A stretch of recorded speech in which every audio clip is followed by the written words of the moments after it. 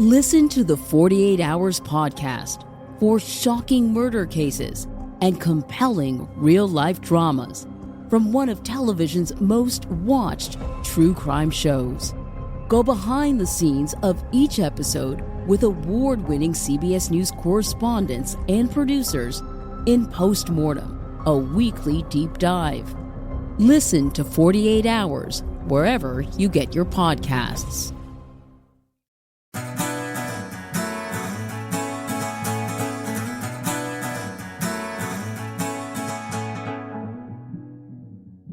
I believe that it's a real problem. I have to ask you about controversy now of the brain injuries that are associated with the head trauma from sports. I don't know if you know, but I actually worked for the NFL as a sidelines concussion doctor.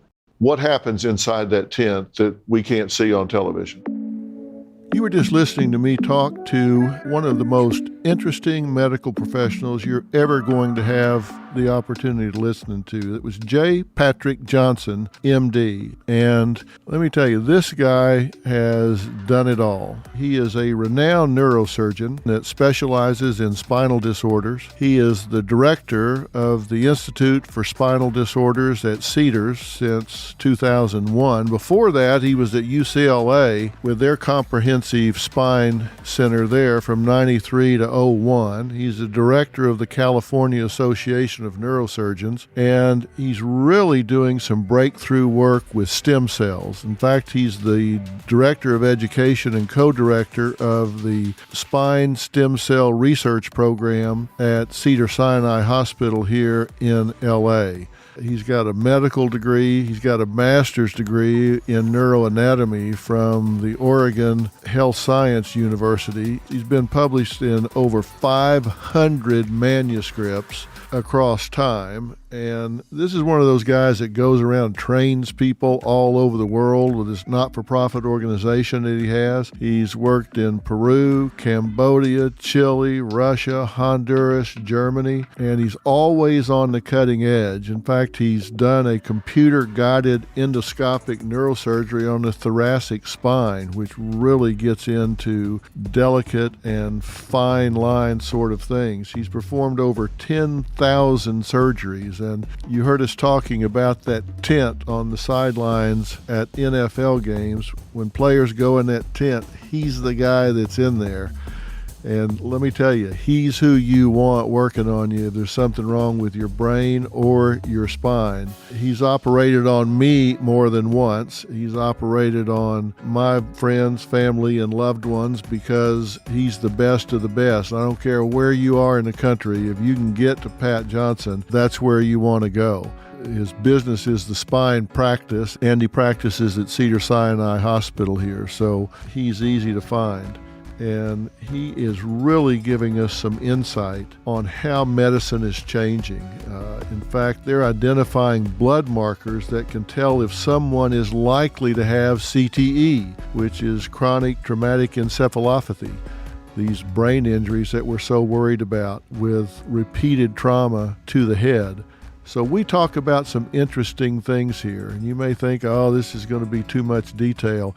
He has a way of breaking things down where you really understand it. And he deals a lot with degenerative changes in the spine and the brain. So listen up, because you're getting ready to learn some things. He has a way of making this really understandable. So here we go. You look like a man with a real job. What's up? How's it going? Great to see you. Good to see you. Great to see you. How's everything? Yeah, I got a real job. I just came from the job. Yeah, I understand you've had a busy day. Had a busy week. Yeah, don't you always? Yes. Never changes. Well, I'm glad to see you. Thank you so much for doing this. So how do you like the man cave here? Hey, I like it. I was just saying, my shop doesn't look quite this good. Yeah, well, I borrowed Robin's car. I had my 57 in here before, but I pulled Robin's car in now, so it looks a little fancier. 57. A 57 Chevy. Chevy? Really? Yeah, I'll have to show it to you. Hardtop? No. Convertible? Convertible. Oh. Black, red interior. Oh. I had everything in its stock until it got stolen, and then I got it back. They actually recovered it. So it got trashed. And so when I started redoing it, I thought, what the hell? So I took the engine out, and I'm now running about 700 horsepower with Flowmaster L48 headers and all, and it's really a lot of fun. I didn't know you're a hot rod guy. Oh, yeah, it runs on pure testosterone. You don't even put gas in it. Well, are you curious why I wanted to talk to you? Well, you gave me a little idea. Did you think I do something unique, which... I don't think you do something unique. Come on. I mean, all humility aside, my goal in doing this podcast is I want to talk to the top experts in the world. I want to talk to the people that are the best at what they do. You know the regard with which I hold you, and you know what role you played in my life and my family, both directly and indirectly. But I first wanted to know about you because you're always behind a mask. People don't see you, and usually we're rolling into the operating room and we're unconscious within seconds, and then you take our bodies apart and put them back together again. So I want to start out by just talking about you, and I want people to know, because you have a very interesting life aside from just what you do in medicine. Where'd you go to medical school first? I went to medical school in Oregon at Oregon Health Sciences University in Portland, Oregon. Right. Where did you do your residency and all of that? I came to Los Angeles, did my residency at UCLA. Then I finished college, finished medical school. I did some graduate work and research, and then I started my residency. Oh, you actually did research before you went to your residency? Yes. What was the research in? Yeah. Endocrinology of how the brain works. Really? Mm-hmm. Then you started your residency, and that goes 6 or 7 years. What do you do your first year different from what you do in your 6th or 7th year? Your first year, you get to run around and do all what we call the scut work, and you get to take care of patients, and you take care of all the administrative and paperwork. You get to go see patients when they come in the emergency room, and you get to go see them on the ward, and you help out with the doctors. But it is like an apprentice. And each year you have a graded advancement in what you do in your responsibilities. And you go to the operating room a little bit when you're an intern and a first-year resident. And each year it's more responsibility, and you get to the end where you're supposed to be able to be a functioning and independent surgeon all by yourself. That's the goal. By the time you finish that, how many procedures have you done over that 6 or 7 years? 2,000 or 3,000, depending on the 2,000 or residency 3,000. Yeah. I think people don't know this, and that's what I think is so interesting. As you say, you finished your college, you finished medical school, and medical school took you how long? 4 years of medical school, and I did a few years of graduate research mixed in with it, so I spent a couple extra years. Okay, so 6 years, then you spend 6 or 7 years, and you've done 2,000 or 3,000 procedures. When I say done, I mean, some of it was you're a potted plant in the room to start with, and you're handing them stuff and watching, and then it gets more and more and more as you go along, right? That's correct. So even when somebody walks in to a freshly minted neurosurgeon that has gone your track, they have been through 2,000 or 3,000 procedures by the time that first patient walks in. When you started your practice, where did you start it to begin with? I started at UCLA, and I worked at the county hospital. I also worked at the VA. So I had a job with several different hats. Yeah. And so it gave me a lot of diversity. But when you started out and you knew you were new, there was a day where you woke up and for the first time you were in practice for yourself, right? There was a time where you picked up that knife and everybody was looking at you. There was nobody else to look at. That's correct. Actually, the more frightening component of it was I turned around and looked behind me and said, there's nobody here to back me up. Did that moment hit you? Yeah. Oh, yeah, it certainly does. In fact, as you go through your first weeks, months, and even into years, you kind of turn around and you look and you say, gee, where's that guy who was helping me out, one of my professors, as I wish one of them were here right now, when I'm in a tight spot, and things are not going well, or something's more challenging than I'm ready to handle. So what do you say to yourself in those situations? My gosh, you got to figure out how to do it. Yeah. Yeah. Well, that's why you have partners. When you go into practice, some people do go into practice all by themselves and solo, but they will have other surgeons assist them. Right. So if somebody goes out into practice, they'll have one of the older surgeons come with them and they assist, because you really need an assistant. You need a third and fourth hand, and I only got two. So that's how a lot of guys do it that are out in practice. If you're at a university or your big programs, you have other people, and the mentoring, it continues. And it is very collegial like that, right? Yes, it does. I mean, you guys really do. It's not competitive, it's collegial. Correct. You have been so great in taking care of me and my family, and at times it's involved other hospitals and other doctors and other specialists that don't practice where you do. And I listen to you guys talk, and it's like you went to high school together. I mean, it's like instantly everybody's pulling in the same direction. Everybody puts the patient's interest right up front, right in the beginning. That's the way it's supposed to work. Well, it does with you. That's But of course, I do have Pat Johnson calling. That does help. Come on. Well, to quote my brother, he says, you reach a stage in life that you don't have competitors, you just have colleagues. I can tell you from a patient standpoint, that's how it looks. Don't want to embarrass you, but you are certainly well regarded among your colleagues, I can tell you. It makes what I do fun. I don't really have what I consider challenges anymore. I consider the operation that I did today, it's some incredible operation that it's just not done many places anywhere in the country or the world, and it's like, we just have fun doing them. Obviously, without violating any confidences whatsoever, give us an overview of what you did today. I did an operation on a colleague in my industry, actually, who came to me about a year ago, and he had a problem in his neck and he was going paralyzed from it. He had a problem that likely dates back to when he was a college athlete, and he probably had a fracture in his neck, and he had this funny deformity of his neck where we call it a swan neck, where the vertebra actually kind of had this curve. And even though we operated on him 8 months ago and he got better, he was still having problems because the curvature created a stretch of his spinal cord. And so the spinal cord is on tension. So we had to actually go in the back of this guy's neck as a first stage. And then a second stage, we went in the front. And then the third stage, we went in the back. So I explain it to people, and I'm very candid about it. I say, in a very controlled way, we had to break his neck in a couple places, and we had to straighten it back out and do some reconstruction on the backside, the front side, and then go to the backside. We did 3 stages. Do you expect to have a resolution from that?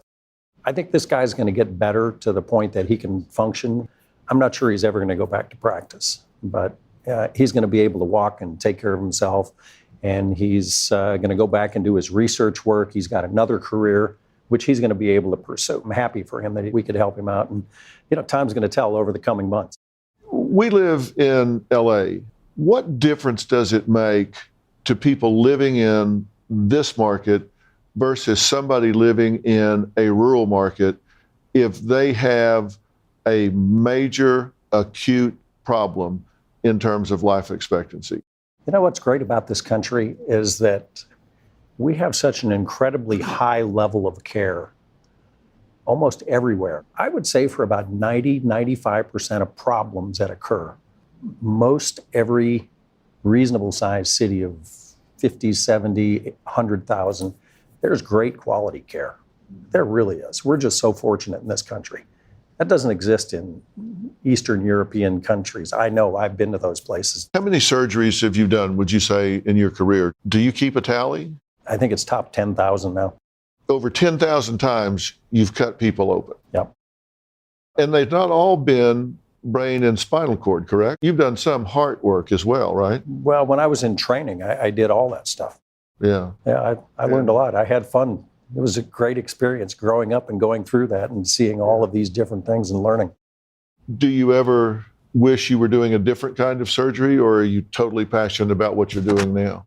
I am completely happy that I made the choice that I did. Yeah. Because when I was young and thinking about where I wanted to go in medicine and what discipline, I thought I wanted to be a cardiac surgeon. Uh-huh. I did a lot of it when I was in training at UCLA, and I had the opportunity to work with the top people in the world, and that's who inspired me. There's some Right. guys there that just inspired me and says, I want to be like them. Yeah. These guys are incredible. And you did a number of open heart surgeries that you were involved in there, correct? I got the opportunity to work on the cardiac service there and open people's chests up, which when I was a young resident, you usually didn't get to do, but just I was in the right place, the right time, and I got to do a lot of big things, outside of my intended discipline, Right. which was just an incredible experience. You work on the spine, and you've worked on mine in different ways, including surgery, very successfully, I might add. I know I'm not the best on follow-ups. I mean, everything's working, and in record time, actually. Do people wait too long? Generally, when somebody comes into your office, are you looking at them thinking, you're here too early, you're here too late? It's not very often that I say that somebody came in too late. Occasionally. I got a few of them that are going through my mind right now, and but I would say that people have had enough awareness. I think things like the internet have made just the awareness of what people are. If somebody has problems walking or their arm doesn't work or something, pain is usually a big motivator as well, but not everybody has pain. I was not having pain when you operated on my neck. I wasn't having pain, but I play tennis every day. It was my left arm. I tossed the ball, and all of a sudden I was like throwing it over the fence. Then I was throwing it over here, and it was like the nerves were working and then they weren't working, and I didn't have the control. And then all of a sudden the arm looked like it was withering. It was starting to atrophy, and it started happening really fast. That's when I called and said, well, what the hell's going on? And you were on it pretty quick. You recall I came in after taping one day. You said, I'll give you one more day, but then you got to get in here and do it. Was that pushing too late? I mean, should I have been there sooner? You probably fall into that category a little bit. Yeah, I was going to ask you, how's your tennis game doing? So, Yeah. You're tossing the ball okay? Well, it is your left hand. I've had to retrain it. That muscle memory really got disrupted and went away. Yeah, I'll put you into the category of one of those that waited a little long. Yeah, maybe. When you come in and the arms, the shoulders lost some muscle and you're having a hard time holding it up. And I said, you probably need to come see me a little sooner. You guys are doing some amazing things right now that I want to talk about with regard to ALS and stem cell. Can you talk about that a little bit in a way that people can understand it? ALS is a disease, Lou Gehrig's disease, where there is a loss of the neurons inside of the spinal cord. And so people have an inexorable progression to death. And from the time of diagnosis, it's 1 to 3 years, and most people are dead. There are some people that have lived a long time. Stephen Hawking lived decades. Mm-hmm. I'm not an ALS expert. I'm a neurosurgical expert, and we have an incredible team at Cedars, which I have to give credit to. Clive Svensson's a brilliant scientist, and the work that he's done in his laboratory, literally over the past decade. This started back in the early 2000s.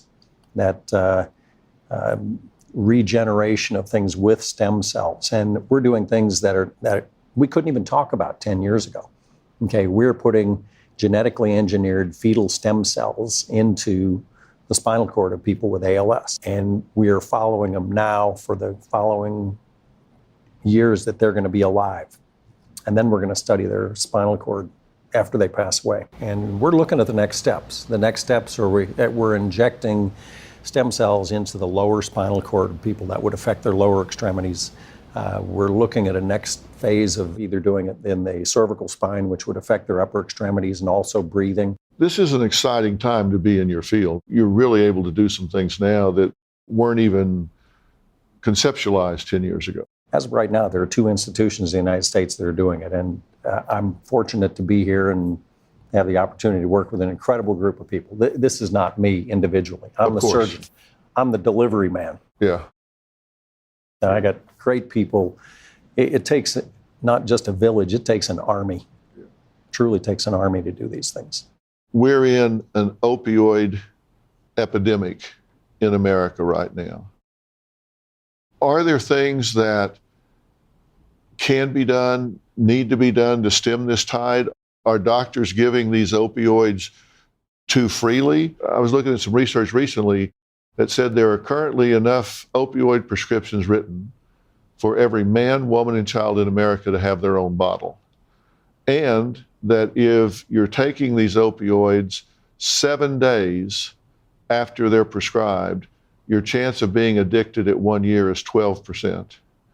If you're taking them 30 days after they were first prescribed, your likelihood of being addicted at 1 year is 31%.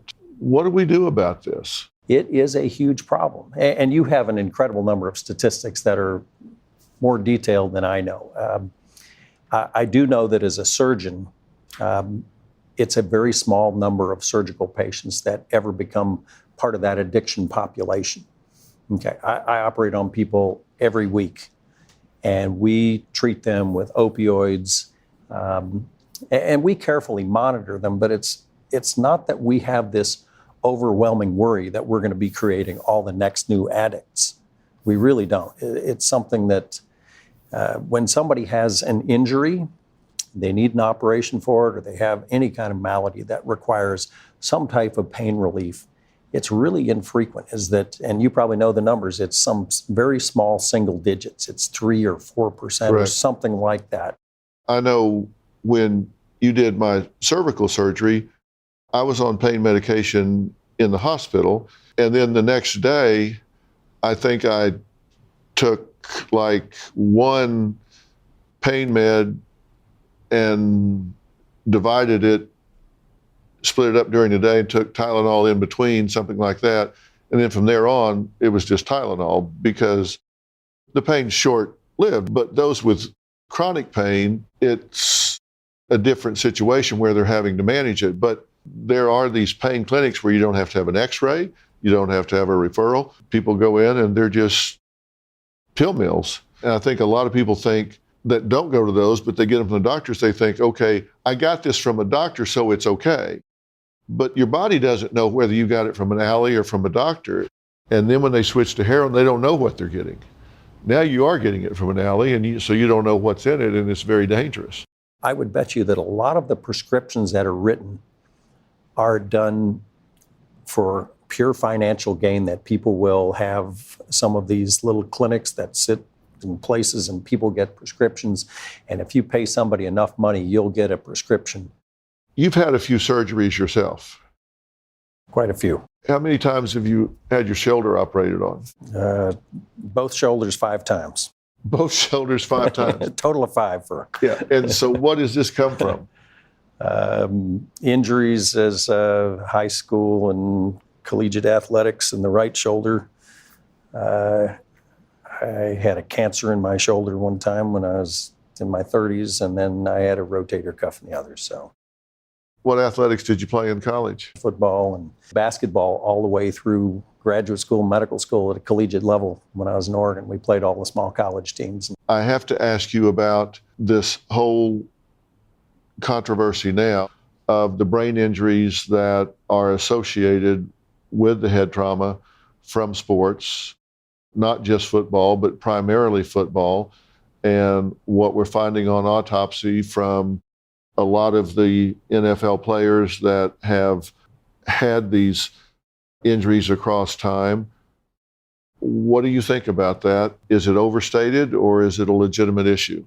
I don't know if you know, but I actually work for the NFL as a sidelines concussion doctor. Mm-hmm. And so I'm seeing it on the weekends, and I believe that it's a real problem, and it's something that is not going to go away. And I believe that changing the game is one of the ways that I think this is going to be addressed. And some of my colleagues that I trained with are finding things that are markers that are in the blood. Just like if you had a heart attack, you can do a blood test and you can say those enzymes are up and this guy's having a heart attack, that you can do the same thing with brain injury. This stuff's on the way. Let me break this down for a second. So a player gets their bell rung on the football field enough that they're slow getting up. So the rule is now they have to come out for one play. So they come out, and if there is concern that they may have a concussion, there now is a little tent set up on the sideline. What happens inside that tent that we can't see on television? We give them basically what's called a mental status examination, Where are you? What are you doing?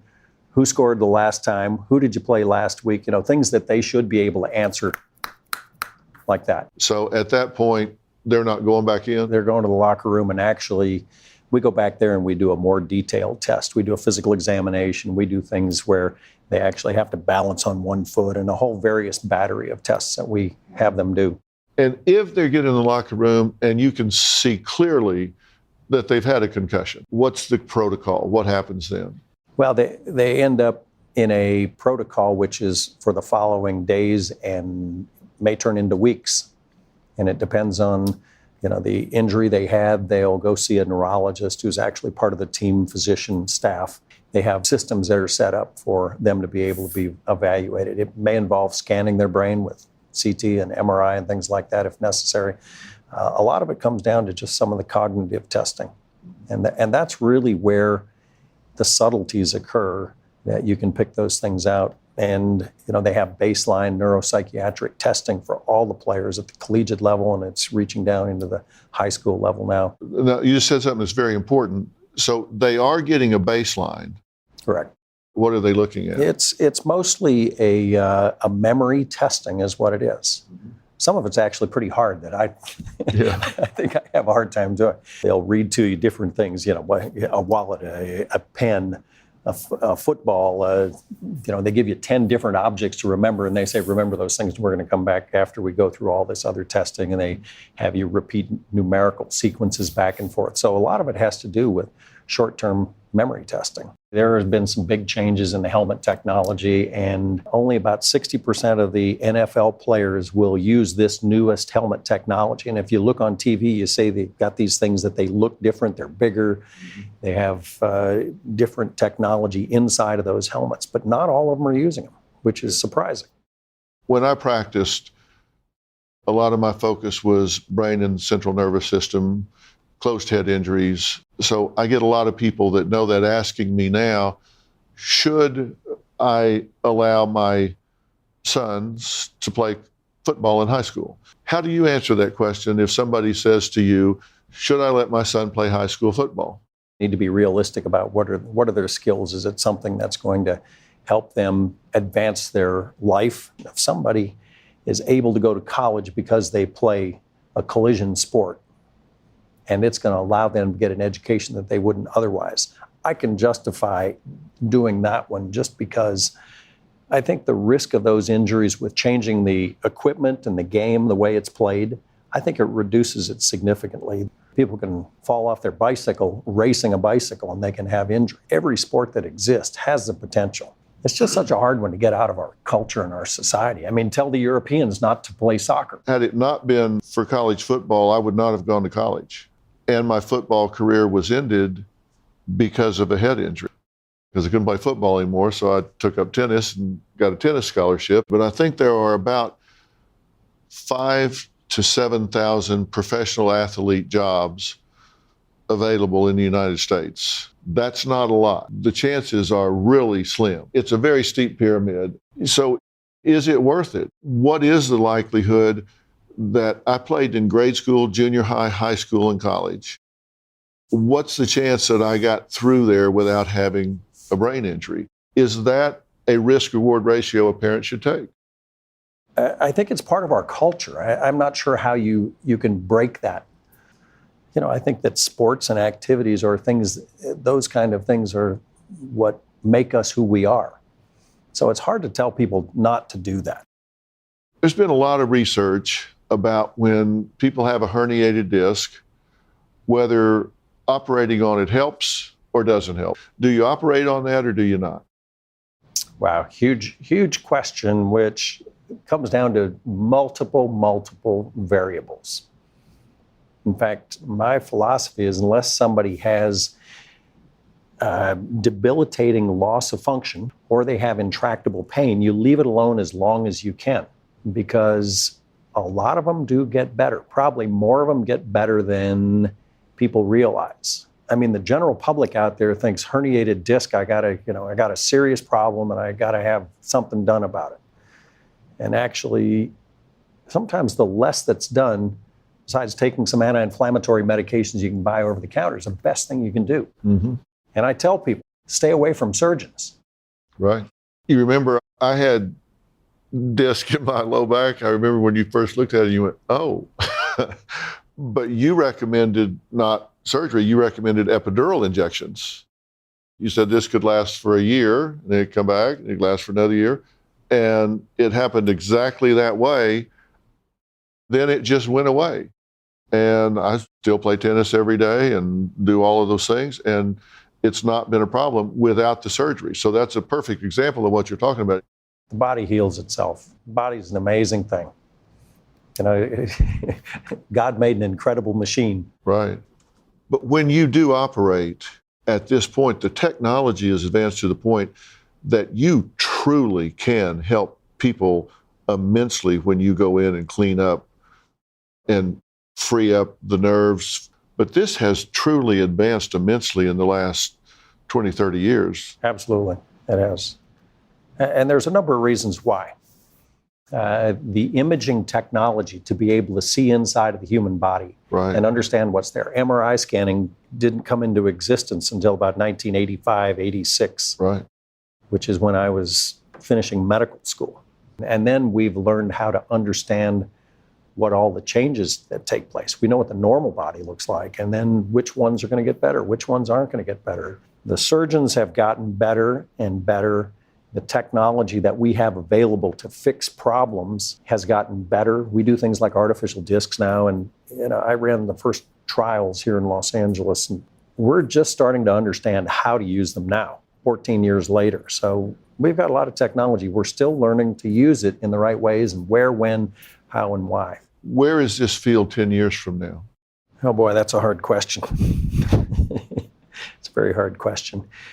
Because people are getting older and their expectations are greater, people don't sit at home on the porch and watch the cars drive by and the kids play in the yard.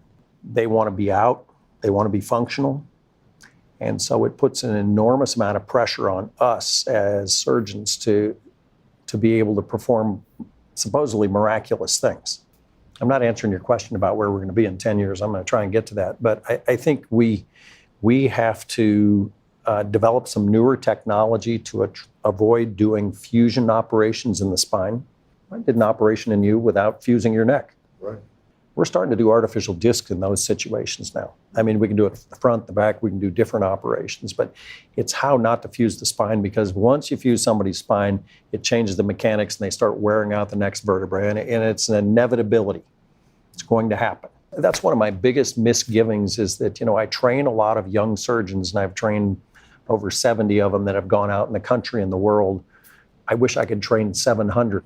Make huge differences. That's what I really wish I could do. I don't have enough of my tentacles out there to influence people as much as I would. I just, not that I know more than all my colleagues out there, but I really think that taking a kinder, gentler approach to doing spine surgery. It is. How to do the most for the least is what it's really about to me.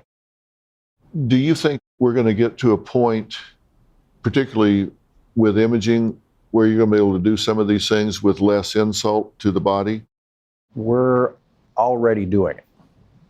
I mean, you hear about it in spinal surgery that minimally invasive is the new thing. And what it does is really it's doing big operations through small incisions. I've wondered sometimes if medical technology is moving so fast that medical technology is outstripping morality. And what I mean by that is, are we keeping people alive today that it's inhumane to do? I think it's a practical thing, is that we have the ability to keep people alive, which it comes down to a quality of life. I think that we also have a lot of knowledge. We have a lot of insight. We have a very sophisticated society. I believe that people should have those decisions made. I think that's probably one of the answers to your question, is that should we be doing it without somebody's consent? I think that having a will, having having a decision-making process of what somebody wants is certainly a way to deal with that. When I worked as a litigation consultant, back when I had a real job, I actually did not a wrongful death, but a wrongful life lawsuit that I was involved in because parents had a child and they knew the child had serious birth defects, and they said, we do not want you to do the extraordinary measures to keep this child alive at birth if that's what it comes down to. They did so anyway. And so the child lived for like a year and a half, horrible existence, a suffering existence, bankrupt the family, the child suffered, and they sued the hospital for wrongful life.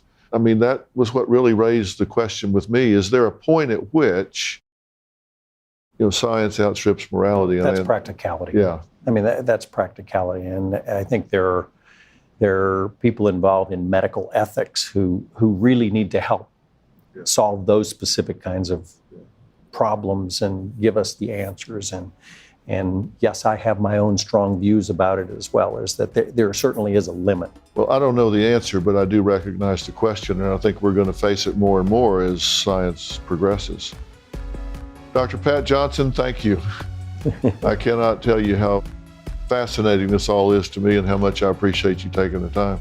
Well, it's truly an honor to be here, and well, I appreciate it. Thank you so much. Enjoy your friendship. Well, I'm the same way. I appreciate it. Thank you so much. Phil. Hey, it's Donna from Daily Dose of Donna. Every weekday afternoon on the Daily Dose of Donna podcast, I cover all of the reality TV and celeb gossip and breaking news. I'm a former TV casting director. My husband works in reality TV, and I live for the housewives, the sister wives, the Southern Charmers, and the summer housers. And let's be honest, all of the drama. I'll give you a day's worth of celebrity and reality news weekday afternoons in just under an hour. New episodes of Daily Dose of Donna post weekday afternoons and are now available in video on Spotify. Subscribe to Daily Dose of Donna, that's DANA, on your podcast app. I'm Katie Maloney, 37, a divorcee, and I'm out here falling in love every day with myself. And I'm Dana Cathan, 33, former needy mess, and delusional Leo, but I've never been happier. Never been happier. You know that. Good. The foundation of this podcast is for people who want to live their life unapologetically. It's a safe space for anyone who's going through a transition in their life or just dealing with the regular bullshit. It's a religion. We're not saying that we're looking to start a coven, but that might be why we started but this we're podcast. not saying that. Join our cult. Community. The coven. Religion. Okay, let's just stick with community. Listen to the podcast. Listen to the podcast. Yeah, you were just listening to Dr. J. Patrick Johnson, and I chose this time to put him up on the podcast because it's about time to be starting football practice and soccer practice and things that can really affect head and spine type injuries. I thought it would be a good time for parents and young people to hear from him because we're getting ready to go back to school. You usually start practice before you do go back to school. But when you think about going back to school, you think about your kids being out there in the world, and safety is your number one concern. We want our kids to leave the door of the house in the morning and come back at the end of the day safe. Tracie Arlington is a friend of mine. She's been on the show, and she has a program called Play It Safe Defense, which is an organization that teaches life-saving self-defense techniques to women, men, and children. And she particularly focuses on children in ways that I think is critically important if your child gets approached by somebody that is trying to abduct them or molest them in some way, and she talks about the things that you can do in training your kids to be safe. So we're going to talk about that and listen to what we're talking about here and how we do it. And one of the things that I cannot emphasize enough, everything you're getting ready to hear has to be practiced. It has to be role played. You've got to do it yourself when we're talking about rape escape. You've got to do it with your children when you're teaching them how to keep themselves safe if somebody tries to abduct them or molest them. And if you don't role play it and they're doing it for the first time, when it really happens, they're apt to freeze up. But if you've role played it with them, if you've practiced with them where they've done it 10 times, when it comes time to do it for real, it can save their lives. So what you're getting ready to listen to can be life-saving for you and life-saving for your children. So here we go with Tracie Arlington. I'm here talking to Tracie Arlington. Your company is... Play Safe Defense. Now, you know how to play it safe and take care of yourself because you're a black belt in Taekwondo, correct? Correct. What caused you to stay with it to the point of being a black belt? I definitely just wanted to complete the journey, but there's always that tug on my heart. I call it a God thing, where I was just destined to teach self-defense to non-martial art people because there's such a need for it. Right. So many parents want their children to know how to self-protect, but they don't have time for the martial arts. So that's kind of how it started. All right, so tell me about Play It Safe. What is it you guys set out to do? What's your mission statement? Our mission statement is to teach children how to self-protect, teaching them the ABCs of self-defense, awareness, boundaries, and the Chihuahua confidence to set the boundary, but in an age-appropriate way. So we teach kids as young as 4, and of course, we're going to teach them a lot different than we would a teenager. But the kids get that whole concept. If a Chihuahua can bark off a big dog, they can too. So Right. their biggest weapon is their voice, and that's what we really want to teach them to use. Define Chihuahua crazy for me, because that is a great concept. Well, it's not the size of the dog of the fight. It's the size of the fight in the dog. And we all know how annoying Chihuahuas are. So they're Right. annoying, they're feisty, they're loud. And that's basically what we teach children. So if a stranger grabbed them, God forbid, we teach them to go to the ground, have a self-defense temper tantrum, and go Chihuahua, attracting attention. Okay. Now, if someone that they don't trust actually comes up and reaches for them, grabs them, you say the first thing to do is go to the ground. We have plan A, plan B, plan C. Plan A is stranger talks to me.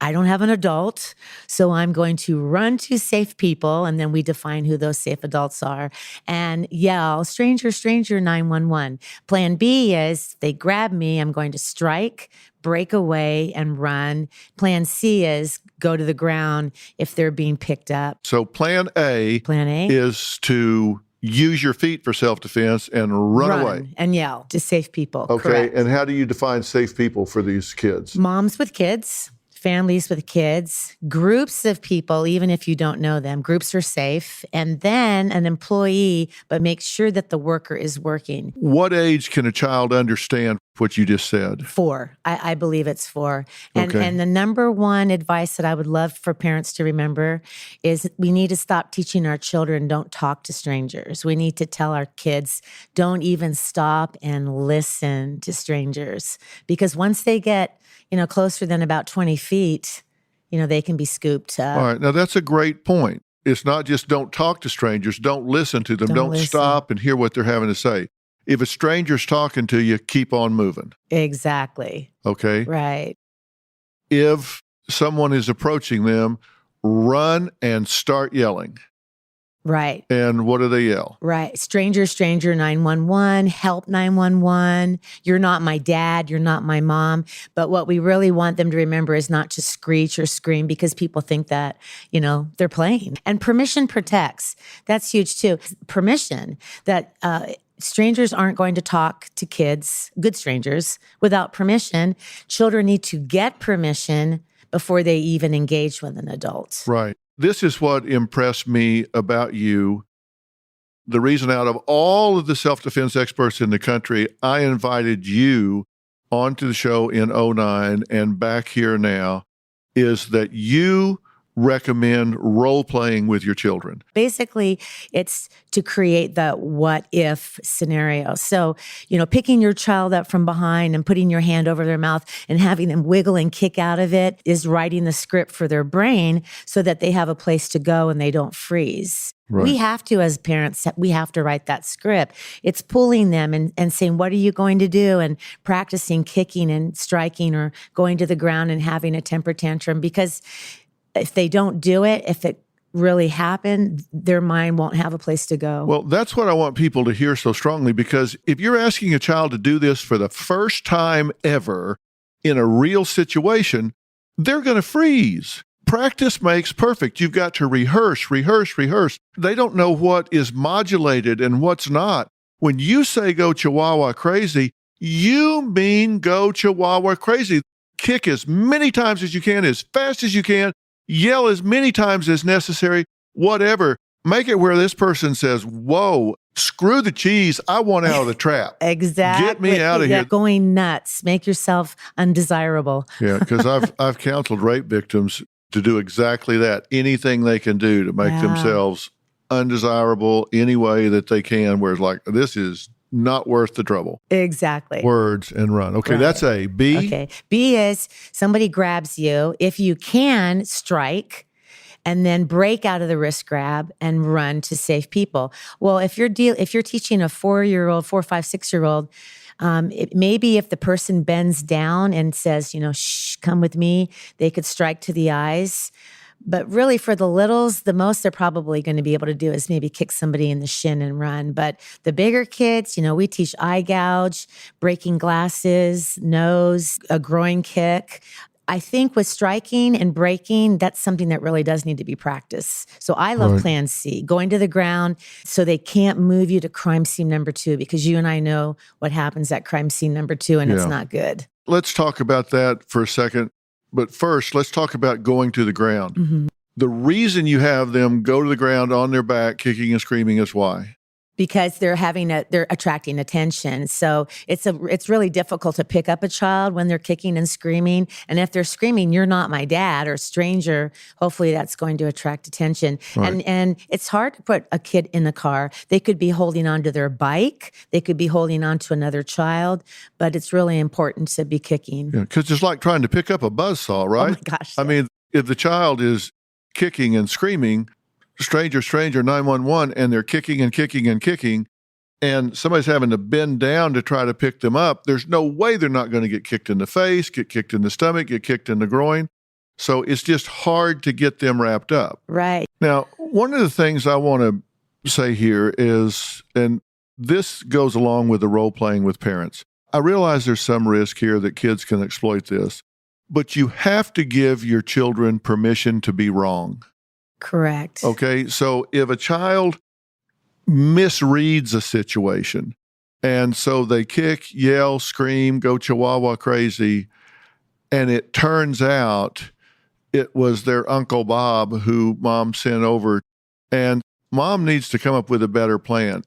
You've got to give your child permission to be wrong. Right. We always say it's your safety first, then his feelings. Mm-hmm. And they do. They ask me, what if it's just someone that's talking to me and they made a mistake? And I said, well, permission protects. Did they get permission to talk to you? No. Well, then why should you assume that they're making a mistake? Here's another safety tip I really hope parents get, is that if a stranger were to talk to their child without permission, obviously something's wrong. But a child is going to feel naturally, we call it the creep alarm, but we call it creep alarm. And so if they're feeling that, we need to teach them to listen to that feeling. And it doesn't matter if it's a teacher or a clergy or someone like that. Yeah. They need to know that feeling is a protective feeling. Yeah, I call it the creep meter.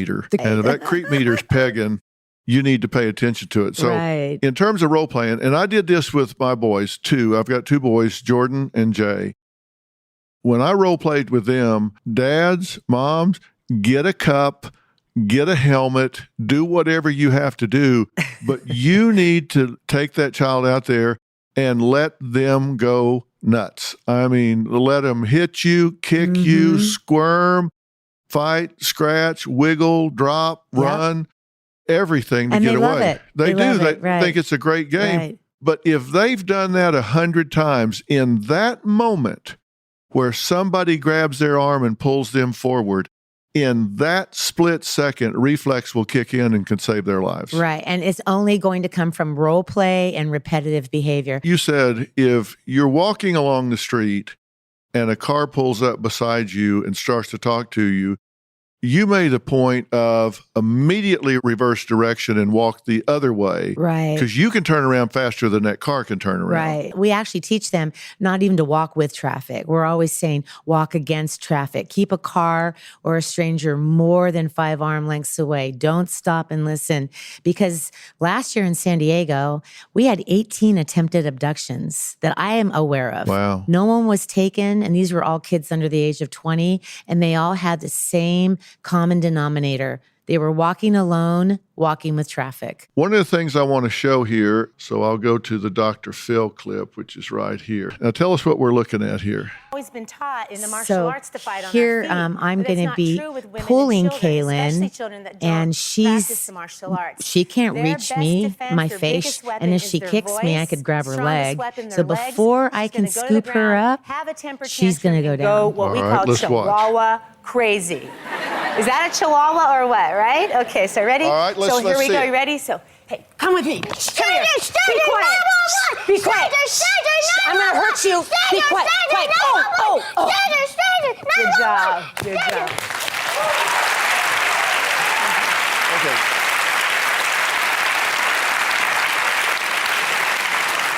Now, the whole purpose of getting her on the ground is what? So she can't be picked up. It's harder to get her up and picked Especially if up. there's a car involved. I mean, how many of you have tried to pick up a 2-year-old who's having a temper tantrum? Yeah. Can you imagine, Dr. Phil, if this were a woman or a teenager, in fact, it's even more difficult. Right.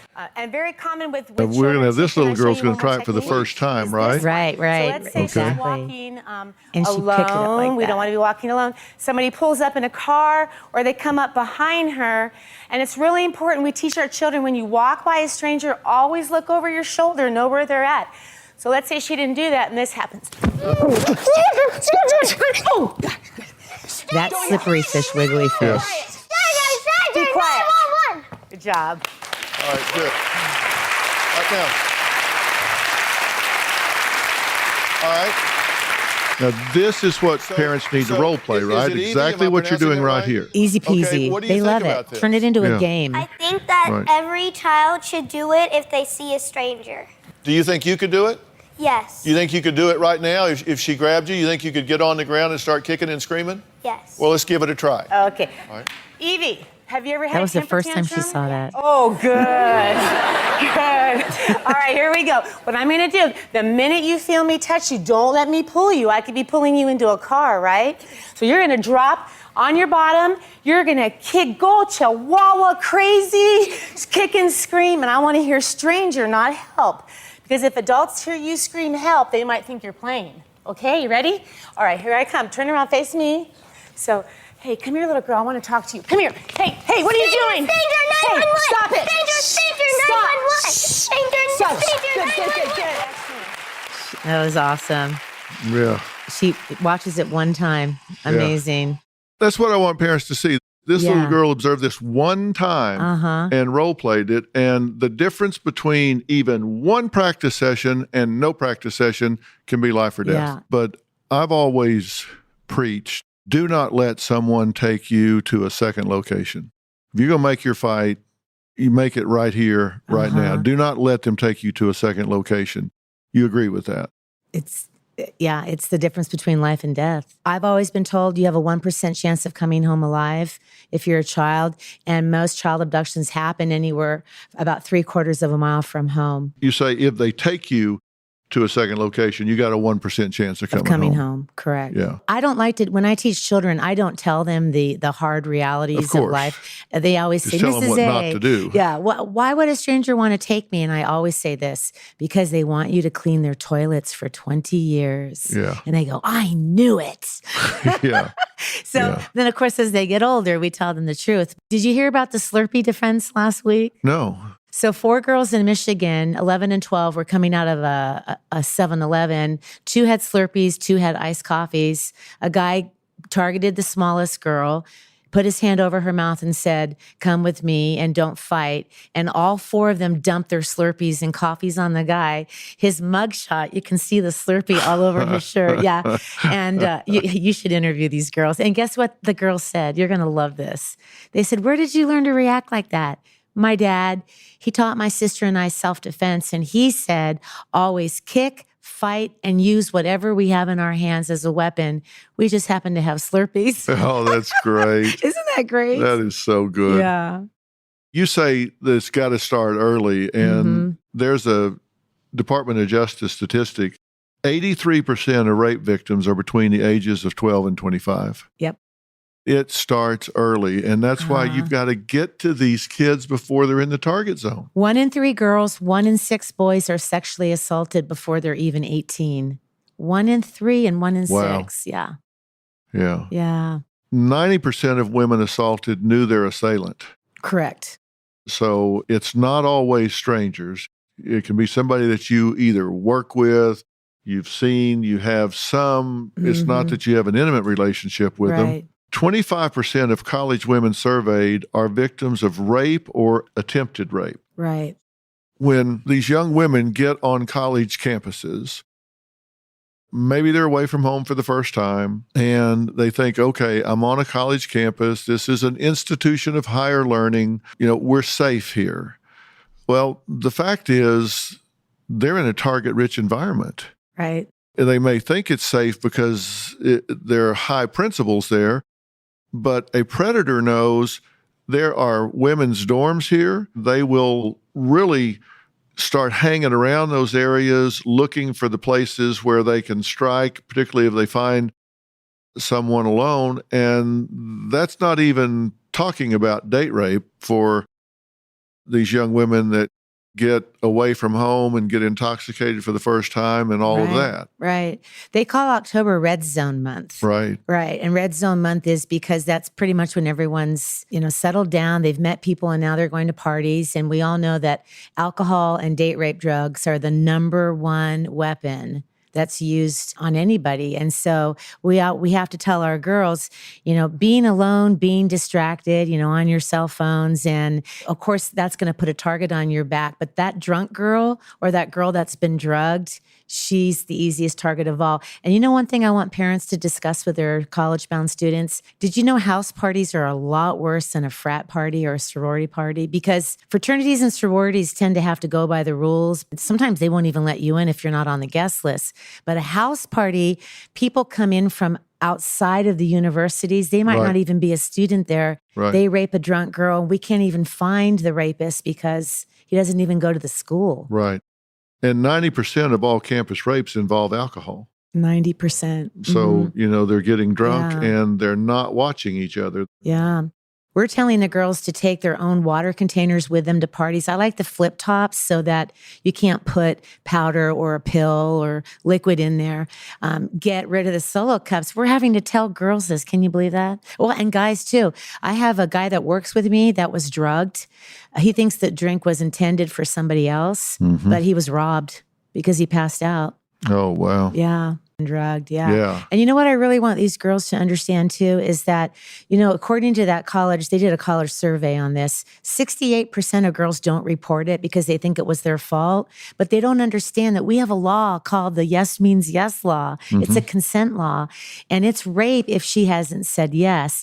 And even if she does say yes, if she's under the influence of alcohol or drugs, automatic non-consensual sex. Girls don't understand that. If they knew that, that would be an ace in their pocket. I'm glad you brought that up. And I want everyone that's listening to this to understand, if you are over a 0.08, you do not have capacity to give consent. Thank you. If you can't drive a motor vehicle because you are impaired, then you do not have capacity to give consent. You don't have capacity to enter a contract, and you certainly don't have capacity to give consent for someone to use your body as a playground. I love that. So if you don't have the capacity to give consent, then you cannot have consensual sex. They need to understand that it's not your fault. You don't have to be feeling guilty about it. So if you've been drinking, that doesn't mean, okay, you're a slut. You went out and got drunk, so you need to feel guilty. Right. That's not the case. Right. And that's the message we're really trying to get through to these girls is they have to go to their Title IX coordinators and they need to report it. Did you know that in that college survey, it was anonymous, by the way, of 36 campuses, the average time that in 4 years that a guy had sexually assaulted a girl was 33 times. And that could be anywhere from inappropriate touch to rape. And they said in the survey, they targeted the drunk girl. Yeah. Of course they did. Yeah. Now, you talk to these young women at college about how to protect themselves. This needs to be role played. Right?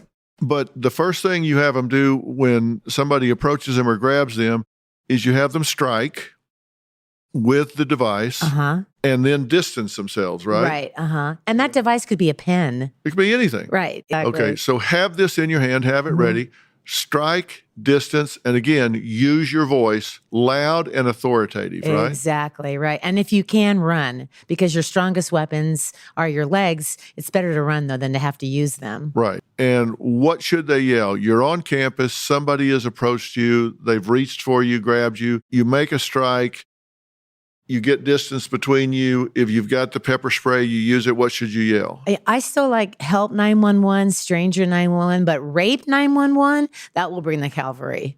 Right. Yeah. Okay. Yeah, definitely. But your best defense is to avoid, right? Don't be alone. Correct. On campus. Use the buddy system. Stay with somebody else. Don't be telling people on social media, oh my God, I have to go to the library tonight, because guess what? People might know you're alone at the library. Now you have to walk back to the dorm. So, be smart about your social media. And the thing I want people to understand is this just doesn't happen to other people. No. This happens to you. Right. This can happen to you. It can happen to your friends. And it's just so easy to say, let's go together, let's walk together, and let's take the long way because it's lit. Let's stay on the path. Let's do this. Let's call campus security to walk us. That's what they're there for. They will. They will meet you at the library door and they will walk you where you're going. Right. That's so very important. And report, because so many of the rapes that I hear about it's within the dorm environment. Do you know, Dr. Phil, it just happened the other day. The one question I ask girls, and it blows my mind that they don't know the answer to, is what's the difference between date rape and acquaintance? And they sit there and stare at me.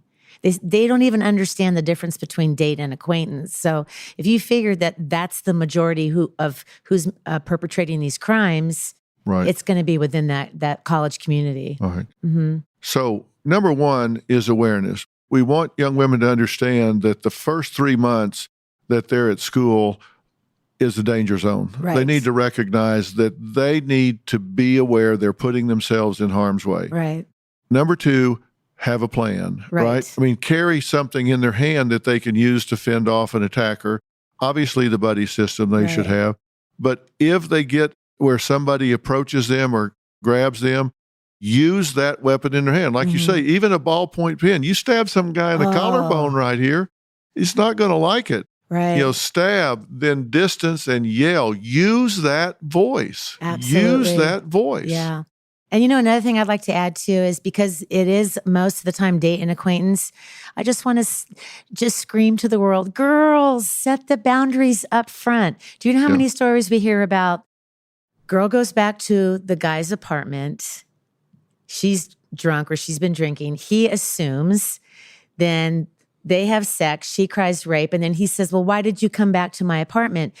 Women, we need to, or moms, we need to teach our daughters and sons to say, listen, these are the rules. I mean, I'm going out with you tonight. Don't expect me to go back to your apartment. Or, okay, I'll go to your apartment, but that doesn't mean I'm going to sleep with you. Just set those boundaries from the get-go. Right. I'm talking to Tracie Arlington, and we're talking about how to protect yourself, how to get your children to learn to protect themselves. And now I want to talk about bullying. You, again, have some great, actually hands-on, specific advice for kids to use if they're being bullied at school. So Right. take us Yeah. through that. Let's Okay. assume that we've got a kid that's being just tormented, verbally abused at school. We just recently had a young man that was 9 years old. He was gay at a school in Denver, Colorado. He was in school for 4 days and killed himself, Right. reportedly because of bullying. Right. And we see this just so often, time and time again. Right.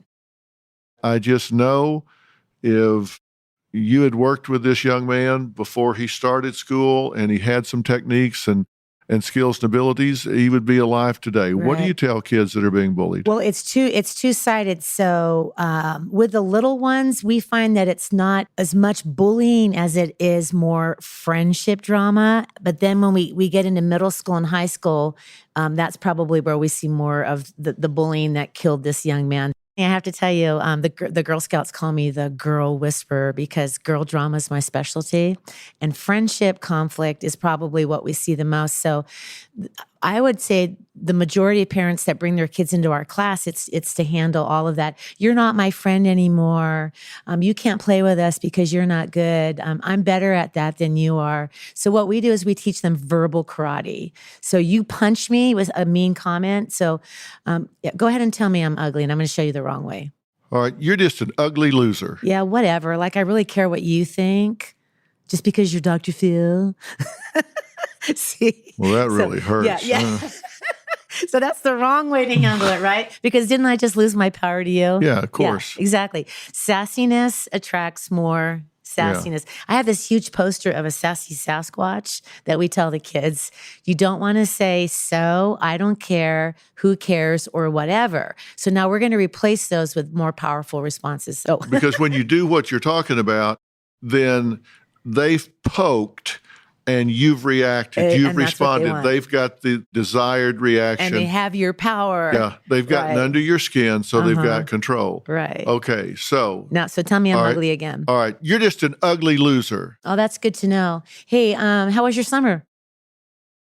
Well, you fine. I mean, it takes the air out of it. It takes the Right. air out of the balloon, right? Yeah. So responses like, we have an acronym called WINNER. W, walk away. I, ignore the comment and don't look back. N, no sassiness. Say, okay, sure, or good to know, or indeed, noted. The next N, say something nice, change the subject. E is exit, so don't engage, don't fight. And then the R is report. And that's our acronym. And so we actually role play the kids in the class. They go back and forth. So they'll say, you're a baby. And then their partner has to say, hey, good to know. And they practice back and forth, back and forth. And then what we also do though, and which I'm very proud of is that we teach them to resolve conflict with the yo-yo friend, because that's the number one complaint I hear from the kids. One day she's nice to me, the next day she's not. Then she's nice, then she's not. And so we actually talk about the difference between a yo-yo friend and a true friend and how to resolve that conflict with that friend, because that's what I hear the most in elementary school. Mm-hmm. Then you turn the road and you get to middle school and high school, and that's where we see, more of the, bullying at its extreme. Okay. Yeah. So obviously, I think in middle school and high school, it's getting kids to recognize, and we do this with elementary school kids as well, but getting kids to realize what bullying is and what versus mean behaviors. So I'll ask them, if I say to you, Dr. Phil, oh my gosh, what are you eating? That's disgusting. Go over there and eat that. Am I being rude and mean, or am I being a bully? And kids will say, I'm being a bully. And I say, no. If it's constant though, if I keep picking on you and I'm picking on you for some reason, but everybody else I'm nice to, so it's targeted, that's bullying. So getting kids to understand that, and then we list off every mean behavior that we can think of. And do you know, a lot of these behaviors kids don't even realize are bullying, like, embarrassing someone in front of their class, correcting someone, the eye roll, whispering in front of. That is a really disrespectful behavior. So we start listing them, and then the feedback that we're getting is, once kids understand what types of behaviors could be considered bullying, that helps a lot. But dealing with an aggressive bully, someone that wants to physically hit you, the best advice that we have is keep a mean kid more than 2 arm lengths away so they can't hit you or push you. Use your voice to attract attention. Make sure your hands are up so people can see that. No pointing or this, because that's, fight. This is a girl fight. And noise attracts attention. And that actually happened to me in high school. And I used that and it worked. I had 6 girls try to jump me when I was a senior in high school. And I wasn't even in the martial arts. So what have we not talked about that's important for parents to know? I think, I'd like to get back to the sexual assault prevention because 90% of the time it's someone that they know. One of my favorite resources is Mama Bear Effect. It gives parents language on actually how to talk to their children instead of saying, hey, what did you do today? Did you have fun? It's like, hey, what did you do today that was fun? Did you do anything today that maybe wasn't so fun? So getting more information out of their children. So what we do is we encourage parents, and we do this in our class, to actually role play a scenario where a little girl or little boy goes to a friend's house and the big brother says, hey, come to my room. I want to show you, our dog just had puppies and I want to show you the puppies. They're in my room. And then we watch the child. We watch the creep alarm go off. Cube, S-T-O-P, keep your hands away from me. A bad secret I won't keep. I'm going to tell when I feel creeped. That's great. Isn't that cute? I love that. Yep. And that's something that kids can learn and understand. Love it. Your singing career's just gone viral. I think I'll stick to the Chihuahua yapping, okay?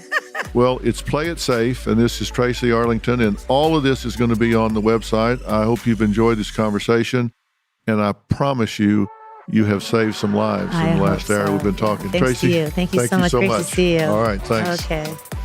If you would like to watch the video of this entire interview, please go to Dr. Phil's YouTube channel and subscribe. It's free, and you will find this interview and a whole lot more.